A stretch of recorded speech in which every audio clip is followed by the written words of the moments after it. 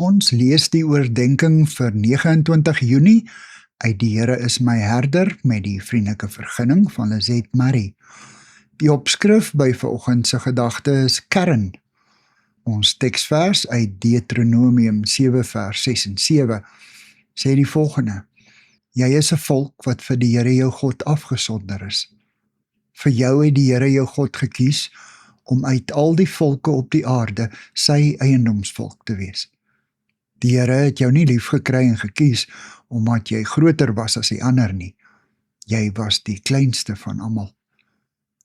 Tydens die inperkingstyd van COVID-19 woon ek 'n gedenkdiens van 'n bejaarde dame wat bekend was vir haar onopvallende naaste diens en nederigheid in haar dogter se sitkamer by.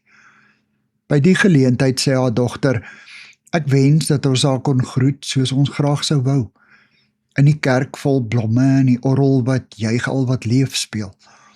En geliefdes en vriende en vreemdes wat haar lewe vier.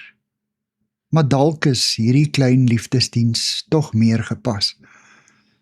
Terwyl ek na die boodskap uit Deuteronomium 7 hierbo luister, besef ek dat die saamwees van die klein groepie mense wat hart en siel aan mekaar en aan die Here verbind is, waarlik kerk is.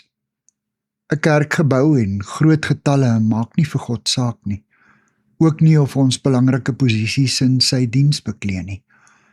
Vir hom gaan dit ten diepste oor opregte, onderlinge liefde en innige gemeenskap met hom. Ons sien God se hart in die woorde hierbo. Die Here het jou nie lief gekry en gekies omdat jy groter was as die ander volke nie. Jy was die kleinste van almal.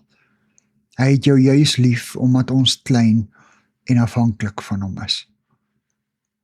Vader, dankie dat U 'n behaag het in almal wat weet hoe afhanklik hulle van U is.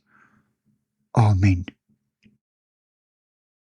Dankie vir die saamkuier. Ek deel Lizet se kontakbesonderhede in die inligtingsparagraaf van die kanaal.